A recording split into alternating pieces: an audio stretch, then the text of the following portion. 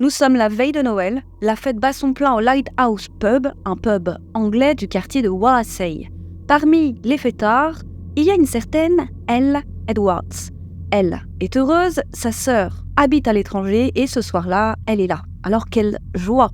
Mais la joie va être de courte durée car quelqu'un, à l'extérieur du bar, attend tapis dans l'ombre. Elle ne le sait pas encore, mais elle va mourir ce soir-là. Mais qui peut bien lui vouloir du mal? Découvrez aujourd'hui la triste histoire d'Elle Edwards.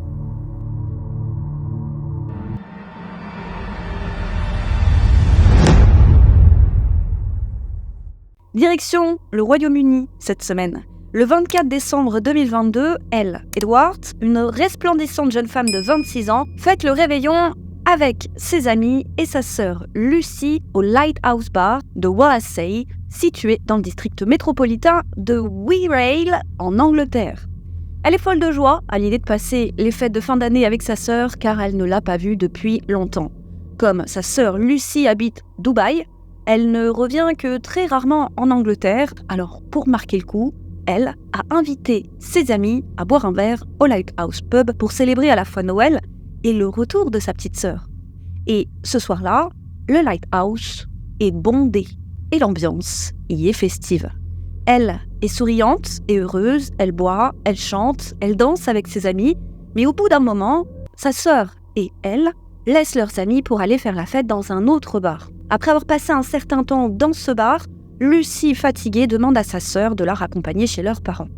Après avoir déposé Lucy en voiture chez leurs parents, elle retourne au Lighthouse pour poursuivre sa soirée avec ses amis qui étaient toujours dans le bar. Et les images de vidéosurveillance du pub la montrent en train de discuter et de rire avec ses amis. À 23h47, elle sort du pub pour aller fumer une cigarette.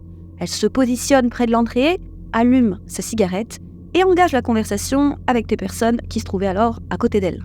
Et soudain, à 23h50, un homme cagoulé ouvre le feu sur la foule présente à l'entrée du pub avec une mitraillette Scorpion. When the attack took place.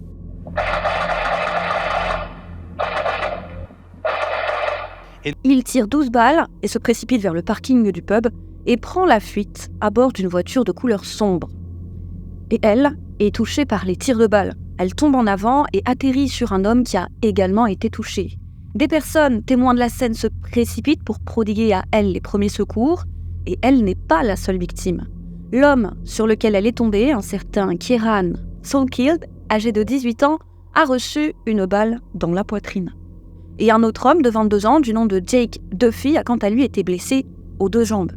Et 3 autres hommes ont également été touchés par la salve de balles, un certain Harry Louran, Liam Keir et Nicholas Speed. Et fort heureusement, les blessures de ces 3 hommes sont moins graves et ne mettent pas leur vie en danger. Les témoins présents appellent les secours qui arrivent rapidement sur les lieux. Les victimes de l'attaque sont alors transportées en urgence à l'hôpital d'Avro Park. Et malheureusement, elle va succomber à ses blessures dès son arrivée à l'hôpital. Quant à Kieran, lui, il est grièvement blessé. La balle qui a pénétré sa poitrine a provoqué une hémorragie interne et des dommages aux organes. Il est dans un état critique, il est alors entre la vie et la mort. Le pronostic vital des 4 autres blessés n'est heureusement pas engagé.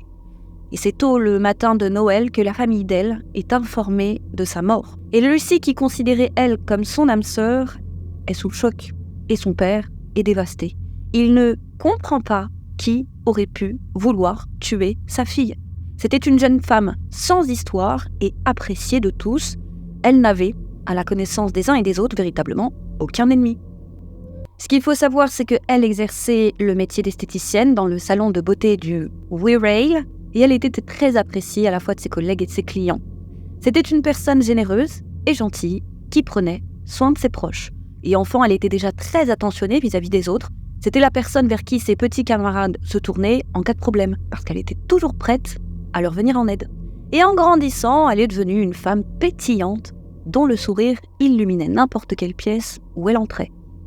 Sa famille et ses amis étaient extrêmement importants pour elle, et elle était très très proche de ses frères et sœurs, et consacrait tout son temps libre à sa famille et à ses amis. elle, était également très attachée à ses grands-parents et leur maison était comme une deuxième maison pour elle. Après l'attaque, la police s'est donc rapidement mise au travail. Ils ont fait du porte-à-porte pour interroger les habitants vivant à proximité du pub, dans le but, vous l'aurez compris, d'obtenir des informations qui pourraient aider à faire avancer l'enquête. Ils visionnent également les images de caméras de vidéosurveillance situées aux alentours du pub. C'est de cette manière qu'ils vont découvrir que le tireur est arrivé vers 21h20 au volant d'une Mercedes classe A de couleur sombre qu'il a garée juste sur le parking du Lighthouse Pub. Et en visionnant les images, il est évident pour les enquêteurs que le tireur s'est garé de manière à voir qui se trouvait à l'intérieur du pub. Il est resté environ 3 heures dans son véhicule à observer les personnes présentes dans le pub avant de sortir de son véhicule. Ensuite, il s'est approché de l'entrée du pub, passant par le côté de l'établissement pour rester discret. Et enfin, vers 23h52, il a tiré 12 coups de feu. 12 coups de feu avec une mitraillette Scorpion sur la foule alors présente devant le pub. Et enfin, vers 23h52, il a tiré 12 coups de feu avec une mitraillette Scorpion. Et une mitraillette Scorpion n'est pas n'importe quelle arme, c'est une mitraillette tchèque. Elle est à la fois légère et facile à dissimuler, et aussi et surtout elle est capable de tirer environ 15 coups en moins d'une seconde. Puis, le tireur est retourné à son véhicule et a pris la fuite. Alors la police organise une conférence de presse le jour de Noël. Tim Edwards, le père d'elle, est présent. Il est assis dignement aux côtés de la commissaire de police, Sue Combs. Sue annonce aux journalistes que les inspecteurs ne pensent pas qu'elle était la véritable cible du tueur. Selon la policière, elle a simplement reçu une balle perdue lors de la tentative d'assassinat de quelqu'un d'autre. C'est, du moins, ce que pense la police à ce moment-là. Mais la policière et son équipe ne vont donner aucune information sur l'identité de celle qu'ils pensent être la véritable cible du tueur. Elle annonce que des analyses balistiques sont en cours et exhorte toute personne ayant des renseignements sur l'arme utilisée pour commettre le meurtre à se manifester. Elle demande également à toute personne disposant d'informations sur la Mercedes A classe de couleur sombre qui a été aperçue en train de quitter les lieux du crime après la fusillade, et pareil, ils doivent les contacter. Elle invite également toute personne présente au Lighthouse Pub au moment de l'incident qui aurait peut-être, qui sait, enregistré des vidéos avec leur téléphone portable et il leur demande d'envoyer ces images de toute urgence aux forces de police. Elle va également demander aux automobilistes et résidents de la région de contacter les autorités si, par hasard, ils auraient capturé quoi que ce soit d'important sur, par exemple, leur dashcam ou leur caméra de surveillance. Et elle va finir en insistant sur le fait que leur enquête repose en grande partie sur les informations qu'ils reçoivent de la part du public. Et c'est ainsi qu'elle va exhorter les habitants qui auraient des renseignements à les aider. Et forcément, en apprenant la mort de la jeune femme, les habitants de Wallasey sont sous le choc. Sa famille, ses amis ainsi que de nombreux Anglais viennent déposer des bouquets de fleurs, des photos et des messages déchirants en son honneur devant le Lighthouse Pub. Et voilà que le 26 décembre, un porte-parole de la police va annoncer que Kieran Seykild, souvenez-vous, l'une des victimes, n'est plus dans un état critique. Ils annoncent également l'arrestation de 2 suspects, celle d'un homme de 30 ans ainsi que celle d'une jeune femme âgée de 19 ans, originaire de Rock Ferry. Elle est arrêtée pour complicité de meurtre. Et les 2 suspects vont être interrogés et placés en détention, mais ils vont rapidement être relâchés sous caution, car d'après les enquêteurs, ils sont arrivés à la conclusion que ni l'un ni l'autre n'était responsable du meurtre de la pauvre elle. L'homme de 30 ans sera par la suite renvoyé en prison, sachez-le, pour une infraction qui n'a rien à voir avec la fusillade. Voilà. Eux, on clore l'affaire, cette piste se referme. Alors la police va organiser une nouvelle conférence de presse et lors de cette conférence, ils annoncent qu'ils ne se reposeront pas tant qu'ils n'auront pas retrouvé les personnes responsables de la fusillade et ils invitent quiconque aurait des informations sur le tireur à les contacter. Ils ajoutent que toute personne ayant des informations sur l'identité du tireur ou sur l'endroit où se trouve l'arme du crime, qu'elles seront arrêtées et s'il le faut condamnées, quand bien même ils n'ont rien fait. Un journaliste interroge alors les policiers sur un lien éventuel entre la fusillade qui a coûté la vie de elle et la guerre des gangs qui sévit actuellement en ville. Et l'officier va lui répondre de manière évasive. L'officier ne répond pas directement à la question, mais reconnaît que les mois précédant la fusillade, effectivement, les violences liées au gang étaient en forte augmentation dans le district. Et si le journaliste lui pose cette question, c'est parce qu'une rumeur circule en ville. Une rumeur selon laquelle la fusillade du Lighthouse Pub serait liée à une rivalité entre gangs rivaux. En effet, des témoins présents au pub la nuit du drame ont rapporté que l'ambiance festive qui régnait alors dans le pub était devenue tendue lorsque vers 20h, les membres d'un gang qui n'étaient pas du coin étaient arrivés dans le pub. De nombreuses personnes que leur présence rendait mal à l'aise et qui ne se sentaient pas en sécurité avaient alors quitté le pub. Puis, le 29 décembre, les choses s'accélèrent. La police annonce l'arrestation d'un suspect, un homme de 31 ans. Il est inculpé pour complot en vue de commettre un crime. Il est lui aussi interrogé par la police, puis placé en détention. Mais encore une fois, après enquête, les policiers en arrivent à la conclusion que ce n'est pas le tueur. Il est alors libéré sous caution. Et puis enfin, la police finit par retrouver la Mercedes de couleur sombre qui avait été utilisée par le tireur pour fuir la scène de crime. Mais problème, la voiture a été retrouvée brûlée.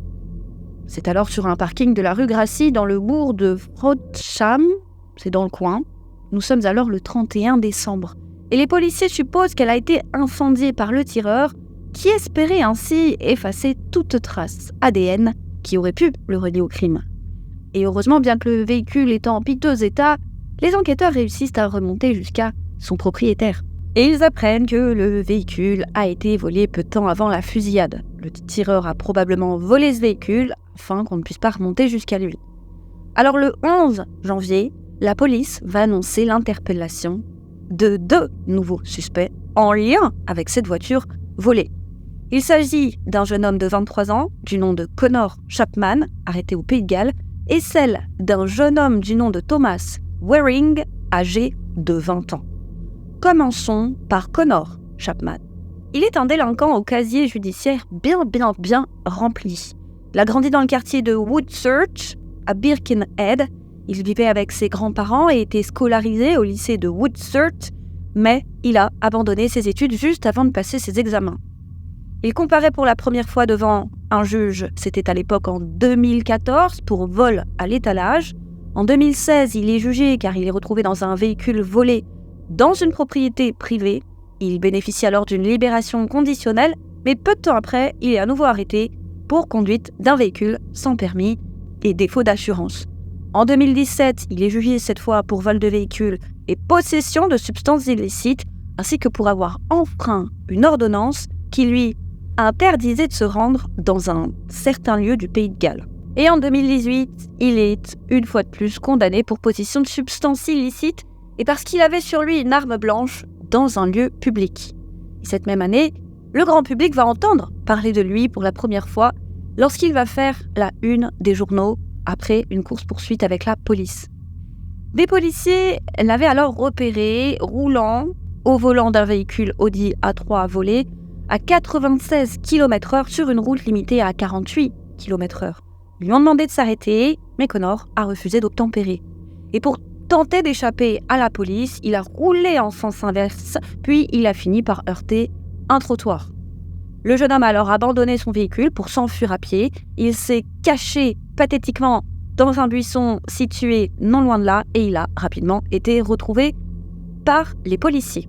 Il a une nouvelle fois été envoyé devant un juge. Le jeune homme a plaidé coupable pour conduite dangereuse ainsi que conduite sans permis. Et lors de son procès, son avocat a soutenu que Connor était sous l'emprise néfaste de plusieurs personnes, toutes beaucoup plus âgées que lui.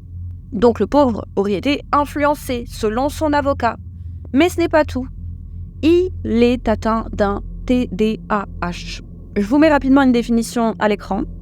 Et selon son avocat, ce TDAH le rendait extrêmement impulsif. Et c'est vrai que l'impulsivité, parfois, dans ce trouble, va être confondue avec d'autres troubles, comme par exemple une personnalité limite, et puis parfois vous pouvez cumuler les deux. Bref, à la fin de son procès, Connor est condamné à 8 mois de détention dans un institut pour jeunes délinquants et à une interdiction de conduire pour une durée de 2 ans et 4 mois. Le juge a déclaré que la justice lui avait laissé de nombreuses chances, mais qu'il ne faisait aucun effort pour changer et que finalement il était une nuisance pour les autres. La juge a ajouté que sa maladie n'était pas une excuse car de nombreuses personnes souffrent de cette même maladie et ne représentent pas pour autant une menace pour autrui. Mais rien n'arrête Connor. Voilà qu'en janvier 2020, il est condamné cette fois à 10 mois de prison pour possession d'objets volés, port d'une arme blanche dans un lieu public et pour avoir conduit une fois de plus un véhicule alors qu'il avait interdiction, souvenez-vous, d'en conduire un. Rebelote, on le met en prison, mais il sera libéré une poignée de mois plus tard en juin 2020. Puis, très rapidement en août 2020, cette fois il ne se présente pas à un rendez-vous avec son officier de probation, et pour cause, Connor a pris la fuite. Pour cette raison, il est condamné à retourner en prison en septembre 2020. Mais plutôt que de se rendre, le jeune homme va rester en cavale. Il va finalement être retrouvé et arrêté par la police le 9 décembre 2020. Alors ça commence à être une habitude pour Connor, il est une fois de plus jugé, il va plaider coupable d'être resté en liberté illégalement, après un rappel en détention, et il est condamné à une peine de 4 mois de prison. Donc, à seulement 20 ans, Connor a déjà été condamné 19 fois pour 43 infractions.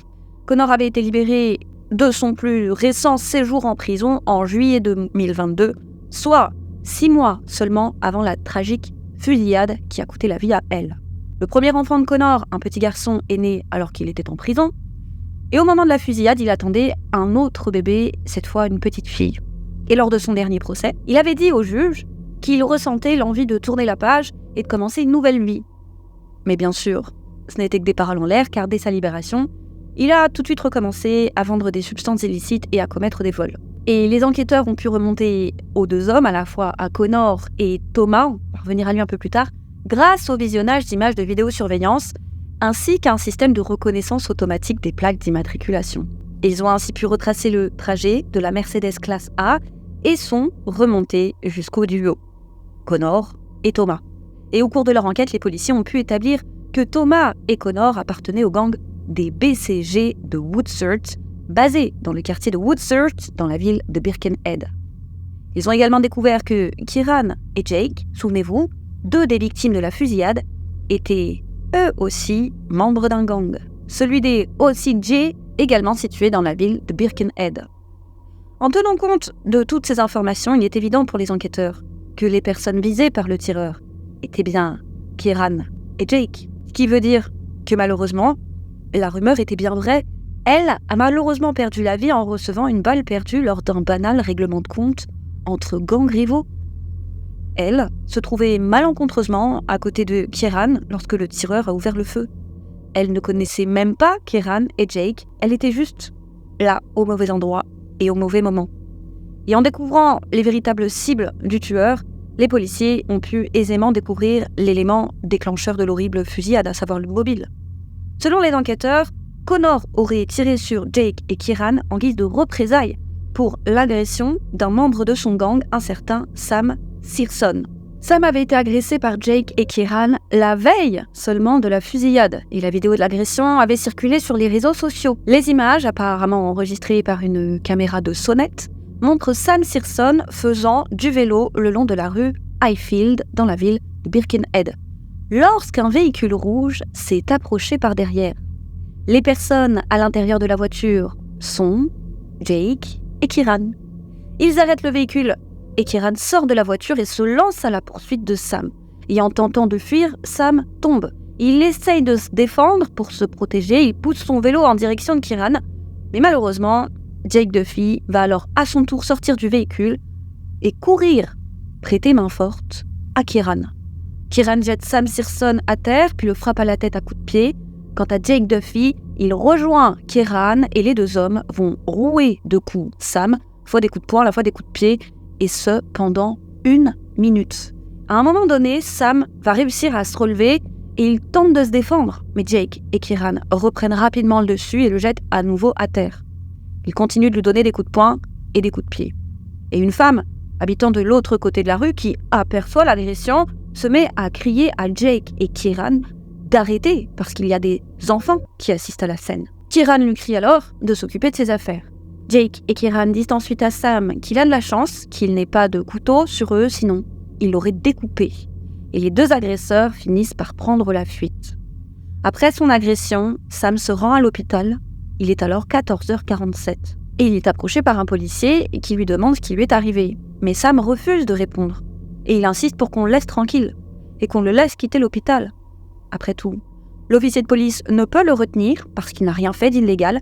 Néanmoins, il va insister pour que Sam lui permette de prendre des photos de ses blessures. Sam va accepter. Et vu le déroulement des événements, les policiers avaient commencé à enquêter sur cet incident sans en informer le grand public. Et lors de leur enquête, les policiers ont eu l'autorisation d'accéder au dossier médical de Sam. Et le dossier mentionnait que Sam avait eu des blessures au niveau des côtes, de l'avant-bras et une large lacération au niveau de la tête.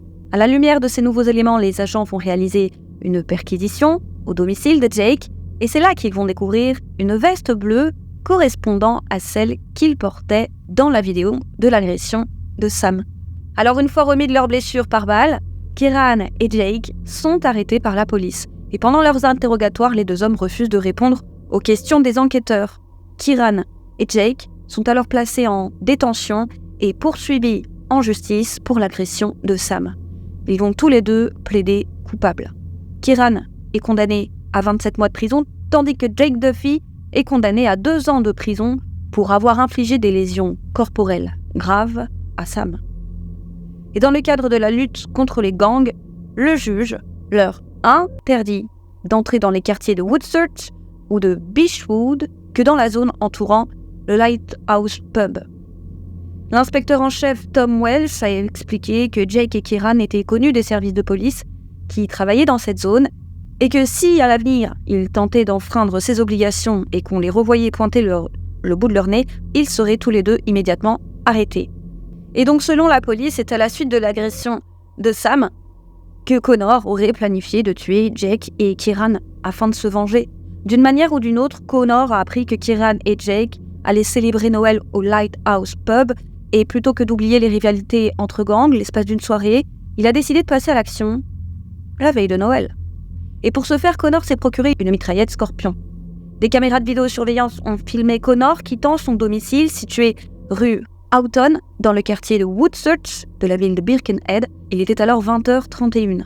Il est ensuite monté dans la Mercedes classe A volée, puis s'est rendu à Wallasey Village et a garé sa voiture dans le parking du Lighthouse Bar. Après ça, il a passé 3 heures dans sa Mercedes à attendre que Kieran et Jake sortent du pub. Et quand Jake et Kieran sont sortis pour fumer une cigarette, Connor, le visage dissimulé par une cagoule, est sorti de son véhicule. Il s'est dirigé vers l'entrée du pub et a tiré 12 coups de feu sur Kieran et Jake. Mais malheureusement, elle se tenait à côté de Kieran et Jake, et donc elle a été touchée par 2 balles qui ne lui étaient pas destinées.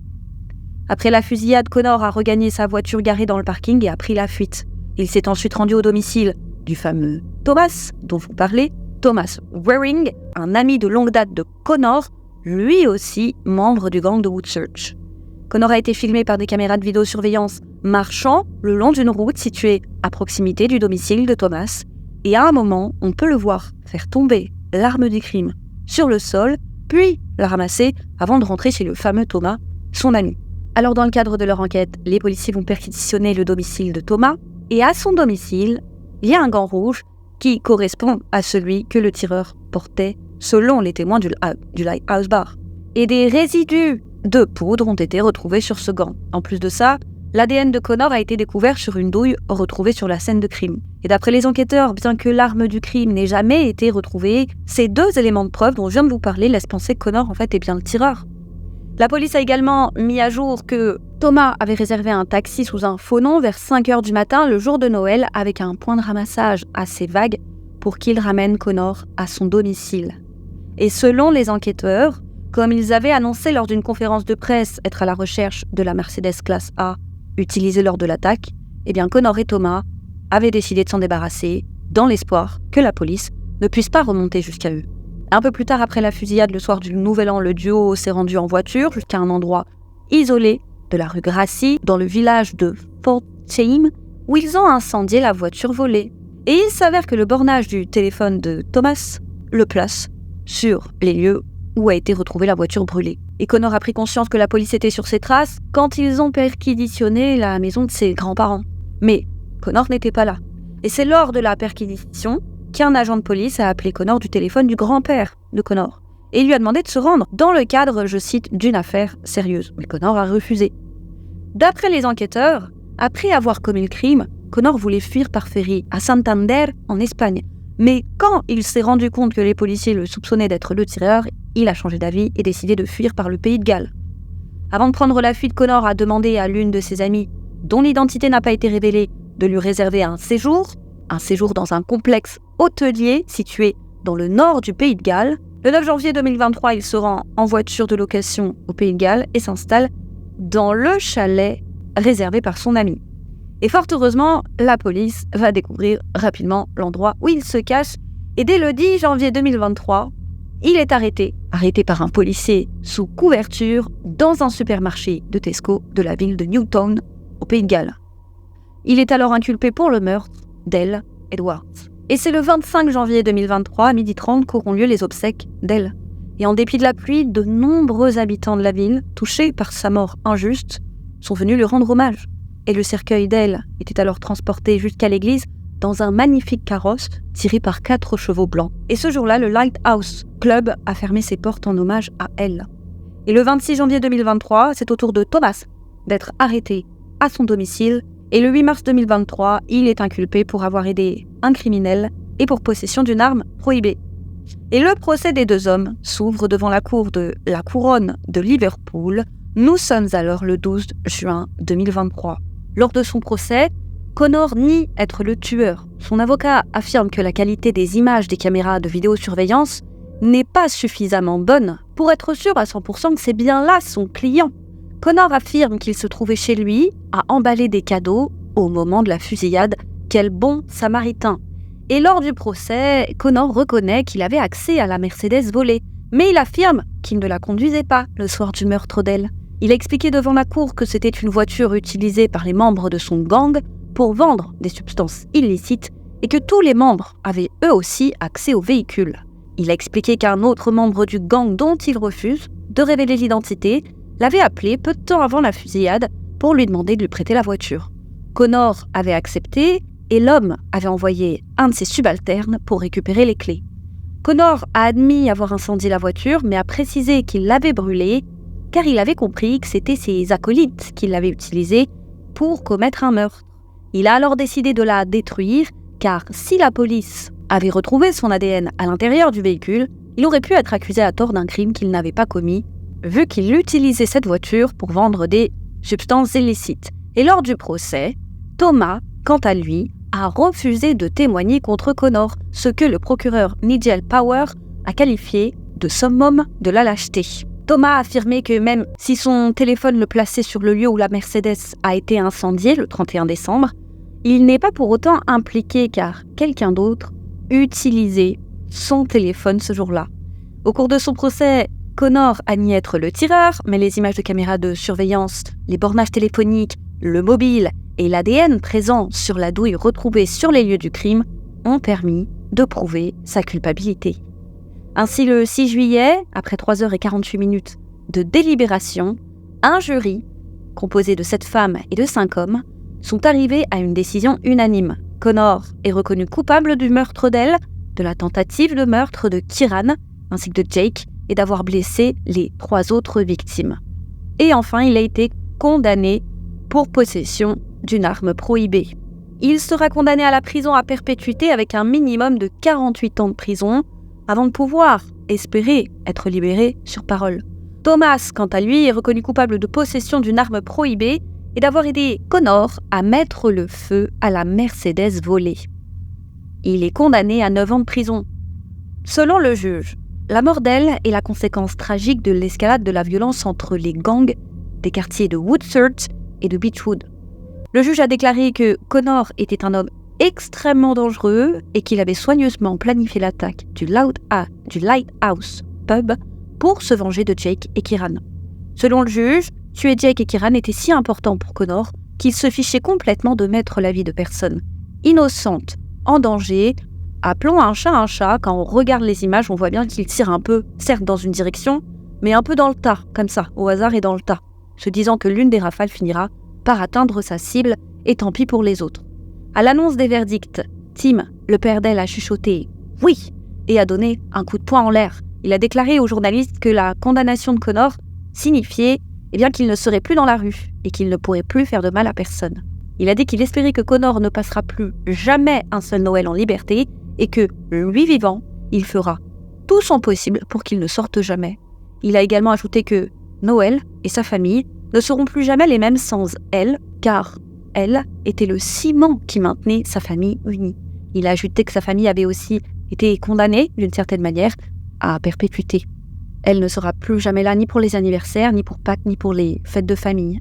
Tim le papa a promis de créer la fondation Elle Edwards pour que le nom de sa fille ne soit jamais oublié. Il a ajouté qu'il était vital que quelque chose de positif émerge de cette tragédie et qu'il espérait ainsi utiliser le nom de sa fille pour faire le bien à l'avenir.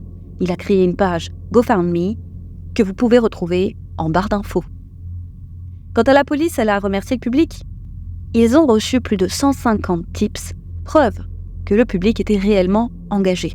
Ils ont ensuite demandé à quiconque aurait des informations sur l'emplacement de l'arme utilisée de se manifester, puisque le fait que cette arme n'ait jamais été retrouvée est assez préoccupant dans la mesure où elle est probablement entre les mains d'un autre voyou, qui représente un danger pour la société. Et l'histoire aurait pu s'arrêter là, elle aurait dû s'arrêter là, mais malheureusement, même après sa condamnation, Connor a encore frappé. Une photo de lui en prison le montrant tout sourire, en train de faire le signe de son gang, a été postée sur un compte Instagram privé quelques semaines seulement après sa condamnation à perpétuité. Or, c'est impossible, on n'est pas censé avoir de téléphone en prison. L'image a été partagée avec la légende suivante. Le juge lui a donné 48 ans, mais il a encore le sourire sur son visage. « Je t'aime mon frère ». Les services pénitentiaires ont affirmé qu'ils enquêtaient sur l'incident. Ils ont expliqué qu'ils soupçonnaient un autre voyou, lui aussi membre du même gang que Connor, d'avoir posté la photo. Ils ont expliqué qu'ils ne pouvaient pas donner son nom pour des raisons juridiques, mais ont assuré aux journalistes qu'il serait sévèrement sanctionné. Voilà, c'est tout pour aujourd'hui. Je ne sais pas ce que vous en avez pensé, mais au début, personnellement, j'étais certaine que c'était encore un petit ami ou un érotomane qui en voulait à la jeune femme, mais non. Elle était encore une fois juste là au mauvais endroit, au mauvais moment. Voilà, c'est tout pour aujourd'hui. Merci de nous avoir suivis. N'hésitez pas à liker cette vidéo si elle vous a plu, à vous abonner. Quant à moi, je vous dis à très vite sur YouCrime pour une autre triste histoire.